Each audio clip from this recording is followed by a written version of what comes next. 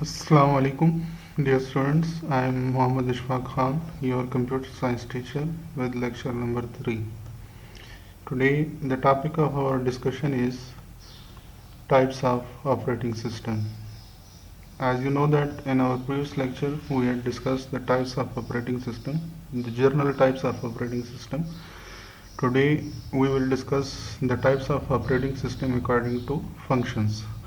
यानी कि आज हम जो ऑपरेटिंग सिस्टम के टाइप्स को डिस्कस करेंगे उसमें आपके पास यानी जो ऑपरेटिंग सिस्टम के टाइप्स आप पढ़ेंगे वो होंगी फंक्शंस के लिहाज से, यानी काम करने के अंदाज के लिहाज से, काम करने के लिहाज से ऑपरेटिंग सिस्टम को कितने कैटेगरीज में डिवाइड किया जाता है. So please open your book, page number 13. ये है आपका टॉपिक आज का, types of operating system. The following are the important types of operating system that are commonly used on various computer system. यानी ये आपके पास वो ऑपरेटिंग सिस्टम के टाइप्स हैं जो मुख्तलिफ कंप्यूटर सिस्टम पे इस्तेमाल होती हैं. इसमें सबसे पहले नंबर पे आपके पास है batch processing OS operating system. दूसरे नंबर पे आपके पास है मल्टी प्रोग्रामिंग ऑपरेटिंग सिस्टम. तीसरे नंबर पे आपके पास है मल्टीटास्किंग ऑपरेटिंग सिस्टम. फिर उसके बाद है आपके पास टाइम शेयरिंग ऑपरेटिंग सिस्टम. फिर उसके बाद है रियल टाइम ऑपरेटिंग सिस्टम. फिर उसके बाद है मल्टी प्रोसेसर ऑपरेटिंग सिस्टम. फिर उसके बाद है पैरेलल प्रोसेसिंग ऑपरेटिंग सिस्टम. और नेक्स्ट है आपके पास डिस्ट्रीब्यूटेड ऑपरेटिंग सिस्टम. और लास्ट है आपके पास एम्बेडेड ऑपरेटिंग सिस्टम. इसमें आज के लेक्चर में हम ये जो पहले आपके पास 5 ऑपरेटिंग सिस्टम है इनके मुतालिक हम पढ़ेंगे, और नेक्स्ट जो 4 टाइप्स हैं आपके पास ऑपरेटिंग सिस्टम की इनके मुतालिक हम इंशाल्लाह नेक्स्ट लेक्चर में पढ़ेंगे. सो बुक पे आए. जैसे सबसे पहला आपके पास है बैच प्रोसेसिंग ऑपरेटिंग सिस्टम. कहते हैं कि a batch processing operating system is a software that groups together same types of jobs in batches and automatically execute them one by one. यानी batch processing operating system basically operating system की वो type है जिसमें वो क्या करता है कि सेम टाइप की जो जॉब्स होती हैं, यानी एक जैसी जो जॉब्स होती हैं, एक जैसे जो काम होते हैं, उनको वो ग्रुप कर देता है बैच की शक्ल में, बैचेस की शक्ल में, और फिर उनको वो ऑटोमेटिकली एग्जीक्यूट करता रहता है one by one. It performs the same type of task on all the jobs in a batch in sequence in which they appear. यानी जब वो तमाम ग्रुप टास्क को बैचेस की शक्ल में आप इसमें ग्रुप कर लेते हैं, तो चूँकि वो सेम टाइप की जॉब्स होती हैं तो वो उन तमाम टास्क पे वो जो जॉब होती है, यानी कि एक्शन जो उसने लेना होता है, वो उस उन तमाम जॉब्स के ऊपर या तमाम टास्क के ऊपर वो action one by one sequence में, उसी सीक्वेंस में वो उनको एग्जीक्यूट करता रहता है जिस सीक्वेंस में वो बैचेस में अपीयर होते हैं. It provides an easy and efficient way of processing the same type of job. इस तरह यानी कि जैसे ये जो ऑपरेटिंग सिस्टम की टाइप है आपके पास, ये आपको एक आसान और एफिशिएंट मेथड प्रोवाइड करता है सेम टाइप ऑफ जॉब्स को परफॉर्म करने के लिए.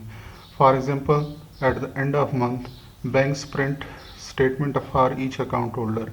अब एग्जांपल ले लें कि जैसे बैंक्स की एग्जांपल ले लें कि बैंक्स ने क्या करना होता है कि हर महीने के अख्ताम पे अपने तमाम अकाउंट होल्डर के अकाउंट स्टेटमेंट्स को उन्होंने प्रिंट करना होता है. ठीक है, तो अब अगर वन बाय वन वो अकाउंट होल्डर के बैंक स्टेटमेंट्स को प्रिंट करते जाएं तो वो काफ़ी लेंथी काम होगा, उस पर काफ़ी टाइम कंज्यूमिंग प्रोसेस होगा, काफ़ी टाइम लगेगा उसके ऊपर.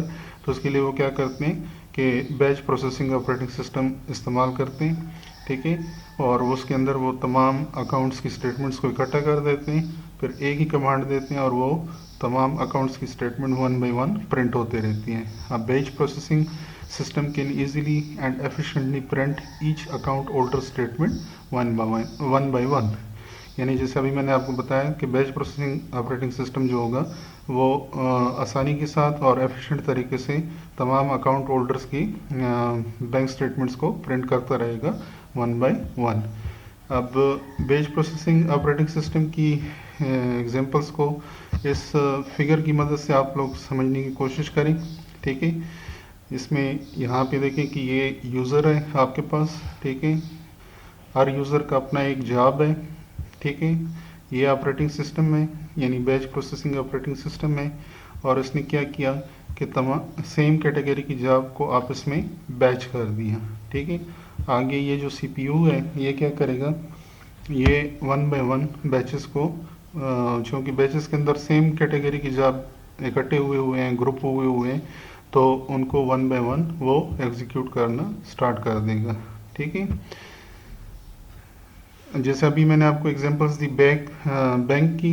ठीक है, सेम एक और एग्जांपल आपके पास है पेरोल सिस्टम वाली, कि बड़े बड़ी जो कंपनीज होती हैं, बड़े बड़े जो इदारे होते हैं, उन्होंने महीने के एंड पे अपने तमाम एम्प्लॉयज़ के लिए पे रोल बनानी होती है, यानी कि उनकी सैलरी की स्टेटमेंट जो होती है वो बनानी होती है।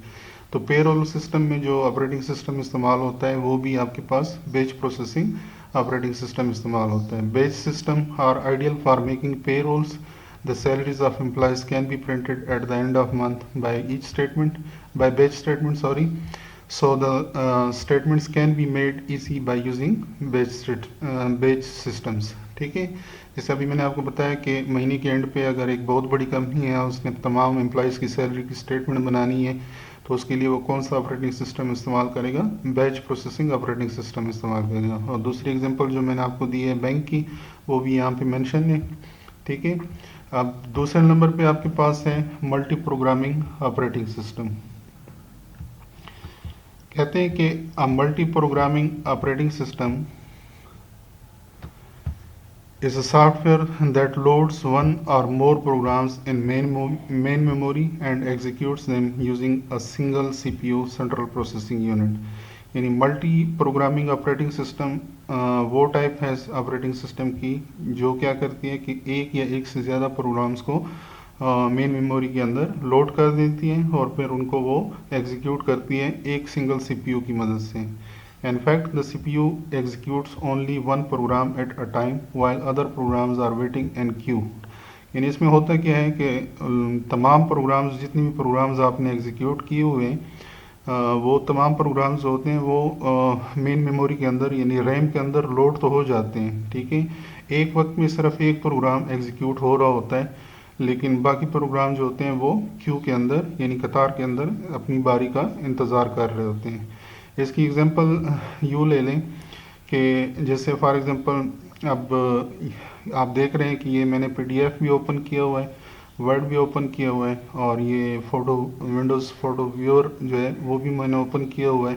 ठीक है, और इसके अलावा यहाँ पे आप देख सकते हैं कि एक और सॉफ्टवेयर है बैंडिकैम का, जिसकी मदद से मैं ये वीडियो रिकॉर्ड कर रहा हूँ, तो ये भी ओपन हुआ है। ये तमाम प्रोग्राम बैक वक्त मेन मेमोरी के अंदर लोड हुए हैं। ठीक है, इस वक्त आपके पास एक प्रोग्राम एग्जीक्यूट हो रहा है और वो कौन सा है आपके सामने, पीडीएफ का है। ठीक है, लेकिन जैसे ही मैं स्विच करना चाहूँगा दूसरे प्रोग्राम में, तो मैं दूसरे प्रोग्राम में आप देख सकते हैं कि ये स्विच कर रहा हूँ। ठीक है, मुख्तलिफ प्रोग्राम्स ये देख सकते हैं आपने कि एक ही वक्त में कितने प्रोग्राम्स जो हैं वो इसके अंदर एग्जीक्यूट हुए हैं।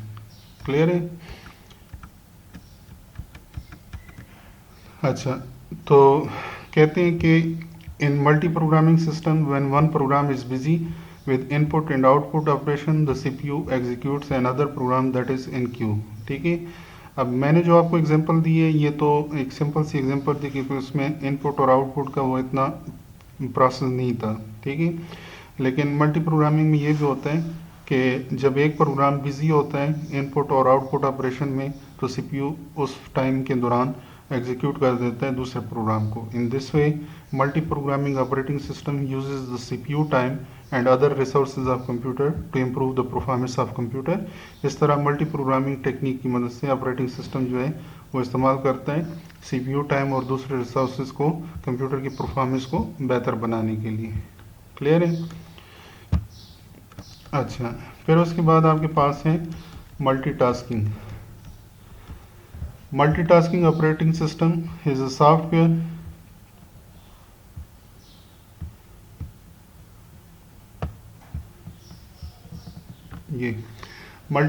multitasking operating system is a software that performs multiple tasks at the same time on a computer that has a single CPU. ठीक है, मल्टीटास्किंग ऑपरेटिंग सिस्टम जो है बेसिकली ये भी ऑपरेटिंग सिस्टम की एक टाइप है जो, और उसका काम क्या होता है कि ये परफॉर्म करता है multiple task at the same time on a computer, यानी कि मुख्तलिफ काम एक ही कंप्यूटर के ऊपर एक सिंगल सीपीयू के ऊपर ये परफॉर्म करता रहता है. The CPU execute only one program at a time, but it rapidly switches between multiple programs and it appears as if all the users programs are being executed at the same time. यानी इसका मतलब ये कि CPU एक वक्त में एक programme को एग्जीक्यूट कर रहा होता है, लेकिन आप बाकी जो प्रोग्राम्स होते हैं उनके दरमियान तेज़ी से आप स्विच कर सकते हैं और आपको यूँ लग रहा होता है कि जैसे तमाम प्रोग्राम बैक वक्त एग्जीक्यूट हो रहे हैं. ठीक है, अब जैसे इसकी एग्जांपल भी वही है आपके पास जो मैंने आपको दी है कि आप देख सकते हैं कि ये बहुत सारे प्रोग्राम एग्जीक्यूट हुए हैं. ठीक है, और मैं जिस प्रोग्राम के बीच में भी स्विच करना चाहूँगा तो उस प्रोग्राम पे मैं स्विच कर सकता हूँ और मुझे यूँ लगेगा जैसे ये तमाम प्रोग्राम एक सिंगल सीपीयू के ऊपर बैक वक्त रन हो रहे हों. लेकिन ये बात याद रखें कि मल्टीटास्किंग में एक वक्त में सिर्फ एक प्रोग्राम जो होता है वो एग्जीक्यूट हो रहा होता है. ठीक है, फिर उसके बाद आपके पास आता है टाइम शेयरिंग ऑपरेटिंग सिस्टम. अच्छा, ये एग्जांपल्स आप देख लें मल्टी प्रोग्रामिंग की. जैसे यहाँ पे मल्टी प्रोग्रामिंग हो, इस मैंने अभी आपको पढ़ाया कि उसमें आपको मैंने बताया था कि it refers to holding more than one processes in memory and executing them concurrently. यानी कि इसका मतलब क्या है कि आपके कंप्यूटर मेमोरी के अंदर एक से ज़्यादा प्रोग्राम को होल्ड कर रहा हो और उनको एक के बाद दीगरे एग्जीक्यूट कर रहा हो तो वो मल्टी प्रोग्रामिंग ओएस कहलाएगा. इसका फ़ायदा क्या है? It increases CPU utilisation such that CPU always has one two execute.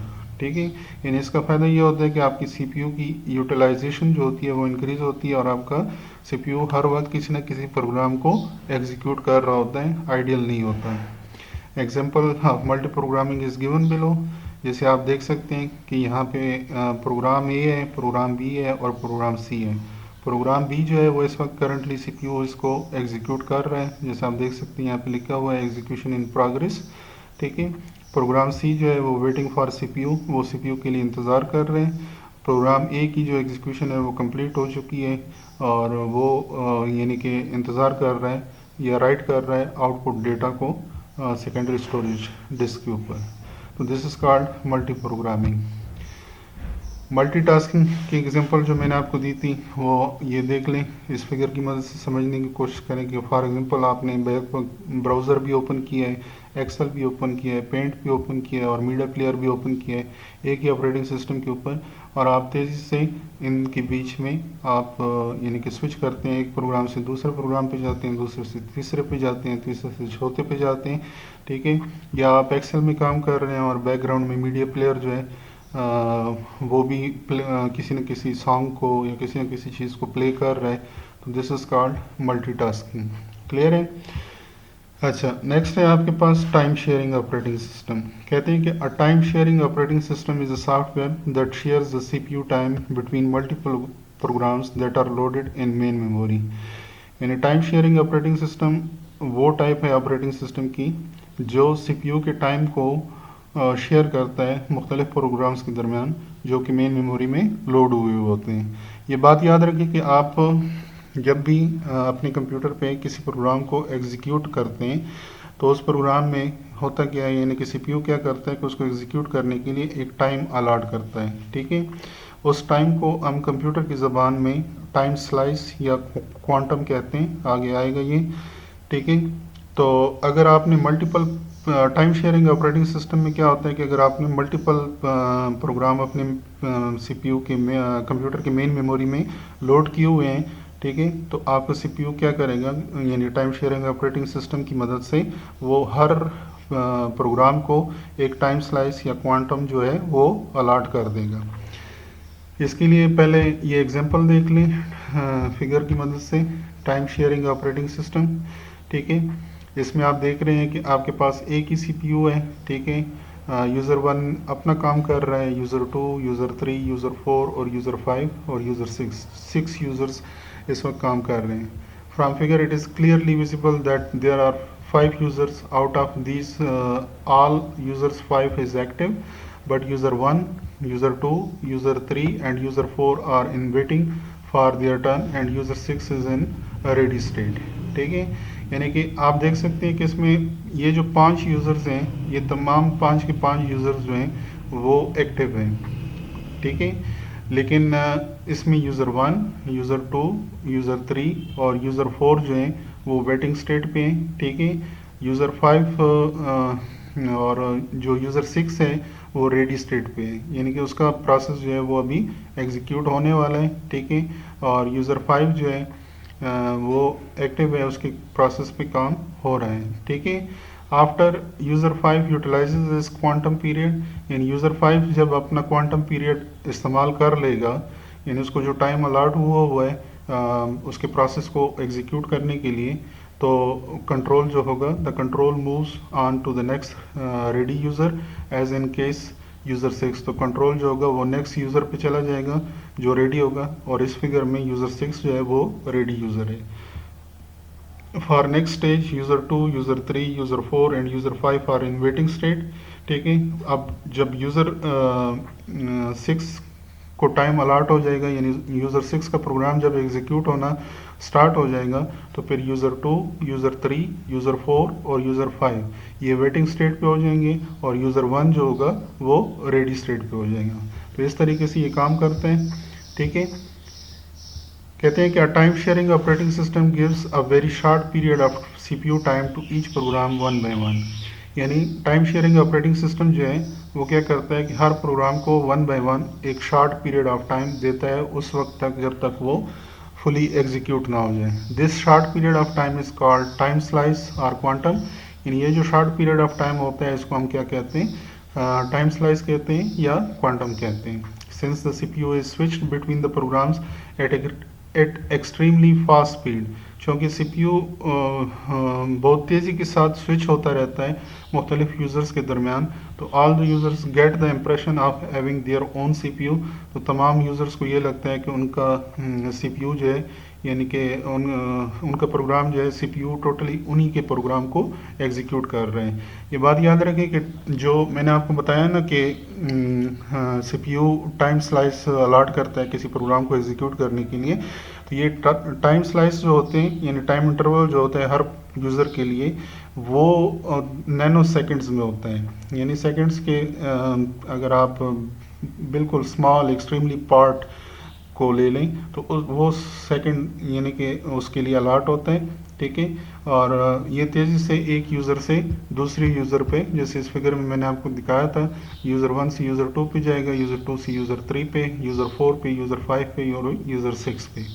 तो तेज़ी से ये मुख्तलिफ यूज़र्स के दरमियान स्विच होता रहता है, और हर यूज़र को यही लगता है कि CPU जो है वो टोटली उसी के प्रोग्राम को एग्जीक्यूट कर रहा है। It is used in mini and main frame computers, यानी ज़्यादातर टाइम शेयरिंग ऑपरेटिंग सिस्टम जो है ये मिनी और मेन फ्रेम कंप्यूटर्स में इस्तेमाल होता है, जहाँ पे बहुत ज़्यादा यूज़र्स की तादाद होती है। That supports large number of users in big organization such as airline, bank, universities etcetera. ठीक है, यानी कि जो बड़े बड़े इदारे होते हैं जैसे एयरलाइन है, बैंक है, यूनिवर्सिटीज़ वगैरह हैं, तो वहाँ पे यूज़र्स की तादाद ज़्यादा होती है, तो वहाँ पे अमूमन हम मेन फ्रेम या मिनी कंप्यूटर्स इस्तेमाल करते हैं, और उनके ऊपर जो ऑपरेटिंग सिस्टम होता है वो टाइम शेयरिंग ऑपरेटिंग सिस्टम होते हैं, क्योंकि उन्होंने बैक वक्त कई यूज़र्स को हैंडल करना होता है, तो इस वजह से वहाँ पे टाइम शेयरिंग ऑपरेटिंग सिस्टम इस्तेमाल होते हैं। उसके बाद नेक्स्ट आज के लेक्चर के लिए जो लास्ट आपके पास टाइप है रियल टाइम ऑपरेटिंग सिस्टम। ठीक है, कहते हैं कि a real time operating system is a software that runs real-time application that must process data as soon as it comes and provides immediate response। Real time से मुराद ये है कि जैसे ही, यानी कि रियल टाइम ऑपरेटिंग सिस्टम से मुराद ये है कि जैसे ही उसके पास डेटा पहुँचे वो उसको प्रोसेस करें और इमीडिएट रिस्पॉन्स उस यूज़र को प्रोवाइड करें। Real time operating system execute special applications with in specified time with high reliability. Real time operating system जो है वो इस खास किस्म के सॉफ्टवेयर्स को एग्जीक्यूट करता है स्पेसिफाइड टाइम के अंदर और हाई रिलायबिलिटी के साथ, यानी इसकी जो प्रोसेसिंग के रिजल्ट्स होते हैं वो हाईली रिलायबल होते हैं, काबिल भरोसा होते हैं। It is commonly used in space research programs, यानी रियल टाइम ऑपरेटिंग सिस्टम का इस्तेमाल ज़्यादातर स्पेस रिसर्च प्रोग्राम्स में होता है, रियल टाइम ट्रैफिक कंट्रोल में होता है, and to control industrial processes such as oil refining. और इंडस्ट्रियल प्रोसेस में इसका इस्तेमाल होता है, जैसे कि ऑयल रिफाइनिंग में तेल की जो रिफाइनिंग होती है उन इंडस्ट्रीज़ में इसका इस्तेमाल होता है। ठीक है, इसकी एग्जांपल भी इस फिगर की मदद से दे लें कि रियल टाइम ऑपरेटिंग सिस्टम, या जिसको आप शॉर्टकट में RTOS कहते हैं, डिलीवर्स रिजल्ट इमीडिएटली, यानी कि एकदम से आपको जैसे ही आप डेटा भेजते हैं वो फ़ौरन आपको डेटा का रिजल्ट प्रोवाइड करता है। A common example of RTOS are the computers found on an aircraft. ये जो हवाई जहाज़ होते हैं इनके अंदर जो कंप्यूटर होते हैं वो उनके अंदर RTOS यानी रियल टाइम ऑपरेटिंग सिस्टम इस्तेमाल होता है। This is due to the critical moments when every command from the pilot must show a result immediately. यानी ऐसा क्यों होता है, यहाँ पे क्यों उन्होंने रियल टाइम ऑपरेटिंग सिस्टम का इस्तेमाल किया है, क्योंकि पायलट जो भी कमांड दे उसका फ़ौरन उसको रिजल्ट मिले। अगर ऐसा ना हो तो then you would not be able to, यानी कि आप जहाज़ों के ज़रिए सफ़र नहीं कर सकेंगे, पायलट को पता नहीं चल सकेगा कि ज़मीन से कितनी बुलंदी पे हैं या सामने विंड की रफ्तार क्या है वगैरह वगैरह। इस तरह की जो चीज़ें होती हैं उसका फ़ौरन उसको पता चलता है, जैसे ही वो कमांड देता है उसको वो फ़ौरन रिजल्ट प्रोवाइड करता है। इसके अलावा रियल टाइम ऑपरेटिंग सिस्टम का इस्तेमाल जो है वो एंटी बैलिस्टिक मिसाइल सिस्टम जो होते हैं, यानी आपने अपने मुल्क के अंदर अगर कहीं पे एंटी बैलिस्टिक मिसाइल सिस्टम नस्ब किए हुए हैं तो वो कंटिन्यूसली वॉच कर रहे होते हैं वो कंप्यूटर्स के मुल्क के अंदर कहीं से कोई मिसाइल वगैरह तो नहीं आ रहा। जैसे ही उनको पता चलता है वो फ़ौरन उस के रिस्पांस में एंटी मिसाइल सिस्टम जो है उसको लॉन्च कर देते हैं और उस मिसाइल को हवा में ही ख़त्म कर देते हैं। ठीक है, तो स्टूडेंट्स ये था आज का आपका लेक्चर। इसमें हमने पहले 5 टाइप्स को डिस्कस किए। ठीक है, नेक्स्ट जो 4 टाइप्स हैं इनको इंशाल्लाह नेक्स्ट पीरियड में हम डिस्कस करेंगे। आई होप आप लोगों को समझ आ गई होगी तमाम टॉपिक की। अगर आप लोगों को कोई भी क्वेश्चन हो इस टॉपिक से रिलेटेड तो आप ग्रुप में पूछ सकते हैं, इंशाल्लाह मैं आपके तमाम क्वेश्चंस के आंसर दूंगा। Thank you, stay safe, stay happy, stay blessed, अल्लाह हाफिज़।